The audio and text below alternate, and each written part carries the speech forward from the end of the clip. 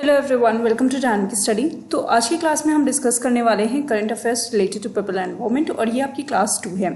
तो आज के टॉपिक्स हैं हमारे फोस्टा, National Bureau of Plant Genetic Resources that is NBPGR and locust invasion. इन तीनों टॉपिक के बारे में हम डिस्कस करेंगे। तो चलिए स्टार्ट करते हैं आज की क्लास। तो हमारा फर्स्ट टॉपिक है फोस्टा, ये आपका इंपॉर्टेंट है टॉपिक। तो फोस्टा की अगर हम बात करें, फोस्टा एक फीमेल ब्लैक राइनो थी जो कि तंजानिया में इसकी डेथ हो गई और इसकी एज 57 थी। और इसके बाद राइनो जो ब्लैक राइनो है ये इंडेंजर्ड हो गए और ये पूरी तरीके से क्रिटिकली इंडेंजर्ड एंड वल्नरेबल हो गए, मतलब ये एक्सटिंक्ट हो गए। अब इसके बाद इनको रिवाइव नहीं किया जा सकता है। तो उसके अलावा अगर हम बाकी राइनो की बात करें तो और भी बहुत सारे टाइप्स ऑफ राइनोज हैं जो हैं अभी वर्ल्ड में, बट ये जो ब्लैक राइनो है ये लास्ट थी और ये अब इसकी डेथ हो गई है। तो इसका जो स्टेटस है वो आपका एक्सटिंक्ट हो गया है, ठीक है। और अगर हम वैसे नॉर्मली IUCN स्टेटस की बात करें बाकी राइनो की, तो वो अभी इस वक्त क्रिटिकली इंडेंजर्ड या फिर वल्नरेबल इनको बताया गया है।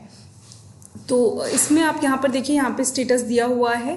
तो लास्ट अगर हम ईयर्स की बात करें तो वहाँ पर एक क्वेश्चन आपका आया हुआ था जिसमें एक एनिमल को आइडेंटिफाई करके बताना था कि इसका IUCN स्टेटस क्या है। तो यहाँ पर आपका ये क्वेश्चन बनता है कि ब्लैक राइनो का IUCN स्टेटस क्या है।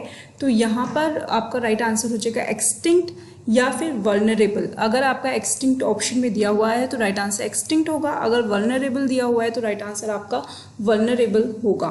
Let's move forward. नेक्स्ट हमारा टॉपिक है, तो ये मैं इसमें जो इंपॉर्टेंट पॉइंट है वही डिस्कस कर रही हूँ, बाकी आप इसको पॉज करके रीड कर सकते हैं खुद से। So let's start. Okay, let's begin with another topic. तो दूसरा टॉपिक है हमारा बीटी ब्रिंजल कल्टीवेशन के बारे में। हरियाणा में जो मतलब कुछ ऐसे एरियाज़ हैं जहाँ पर बीटी ब्रिंजल कल्टीवेशन को कंफर्म किया गया है। ये जो ब्रिंजल हैं ये इलीगल हैं, ये मॉडिफाइड हैं और इनको इंडिया में ये बैन है। इसको आइडेंटिफाई किया गया है, इसके सैंपल्स को भेज दिया गया है national Bureau of Plant Genetic resources को, दैट इज़ NBPGR को। तो यहाँ पर आपका ये क्वेश्चन बन सकता है कि कौन सा ऐसा मतलब इंस्टीट्यूट है जो कि जेनेटिक रिसोर्सेज पर वर्क करता है। तो उसमें राइट आंसर आपका हो जाएगा national Bureau of Plant Genetic resources. या फिर आपका ये भी पूछा जा सकता है कि कौन सी ऐसी क्रॉप है जिसका जो कल्टीवेशन है वो इलीगल है इंडिया में और अभी उसको आइडेंटिफाई किया गया है। तो राइट आंसर आपका बीटी ब्रिंजल हो जाएगा।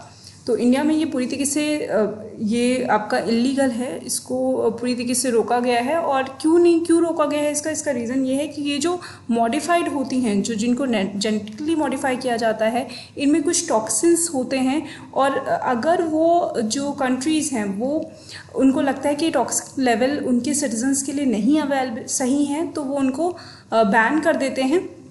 जैसे कि अगर हम इस पर्टिकुलर क्रॉप की बात करें बीटी ब्रिंजल की, तो ये बांग्लादेश में इसका कल्टीवेशन होता है और कमर्शियली इसको यूज़ भी करते हैं, बट इंडिया में इसको अप्रूव नहीं किया गया है। Let's move forward. नेक्स्ट हम बात करेंगे आपका गुजरात बॉर्डर के बारे में। और जितने भी फार्मलैंड्स हैं गुजरात बॉर्डर के आसपास, वहाँ पे लोकस्ट इन्वेजन की वजह से बहुत ज़्यादा प्रॉब्लम हो रही है। और कुछ ऐसे हमारे इंस्टीट्यूट्स हैं जो इस पर्टिकुलर सिचुएशन को हैंडल करते हैं, जिसमें आपका लोकस्ट वार्निंग ऑर्गेनाइजेशन आती है जो कि काम करती है ICR के अंदर। ICR आपको पता ही होगा, Indian Council of Agriculture Research, इसकी एक डिवीजन है Locust Warning Organisation, that is LWO। ये आपकी इस्टेब्लिश की गई है सिर्फ और सिर्फ लोकस्ट से चीज़ों को बचाने के लिए। इसके अलावा UN food and the FAO ने ऑपरेट किया है DLIS, that is Desert Locust Information System. इसका हेडक्वार्टर रोम में है, इटली में है, जो हर जगह मतलब बहुत सारी कंट्रीज़ को ये बताते हैं जहाँ पर भी लोकस्ट इन्वेजन हो सकता है, वहाँ पर उनको बताते हैं कि यहाँ पर इस पर्टिकुलर एरिया में लोकस्ट इन्वेजन होने वाला है। लोकस्ट आखिर में होते क्या है, लोकस्ट आपके टिड्डे होते हैं। आपने अगर हिंदी में आपने देखा हो तो ये क्या करते हैं, ये बहुत ही झुंड में होते हैं और किसी पर्टिकुलर एरिया पे वो अटैक कर देते हैं और पूरी की पूरी वहाँ की जो क्रॉप होती है उसको पूरी तरीके से खा लेते हैं। तो ये बहुत ज़्यादा जो भी एग्रीकल्चर एरियाज़ हैं उनके लिए बहुत बड़ी ये एक सिचुएशन है, बहुत बड़ी प्रॉब्लम वाली सिचुएशन है। और इसी वजह से UN ने भी इस पर बहुत ज़्यादा काम किया है इस पर्टिकुलर सिचुएशन को हैंडल करने के लिए, और इंडिया ने भी इस पर्टिकुलर सिचुएशन को हैंडल करने के लिए डिफरेंट टाइप के ऑर्गेनाइजेशन एंड इंस्टीट्यूट्स को बनाया है। तो ये आपका, और यहाँ पे इसकी जो हेडक्वार्टर है आईसीआर की वो आपकी जोधपुर में, यहाँ पर भी एक इम्पॉर्टेंट इन्फॉर्मेशन यहाँ पर दी हुई है। और आपका LWO का फुल फॉर्म भी मैंने यहाँ पे बता दिया है, लोकस्ट वार्निंग ऑर्गेनाइजेशन, ये भी आपका एक इम्पॉर्टेंट पॉइंट है। प्लस आपका यूएन फूड का जो ये डिपार्टमेंट है DLIS, Desert Locust Information Service, इसका हेडक्वार्टर कहाँ पे है ये भी इन्फॉर्मेशन आपको प्रोवाइड कर दी गई है।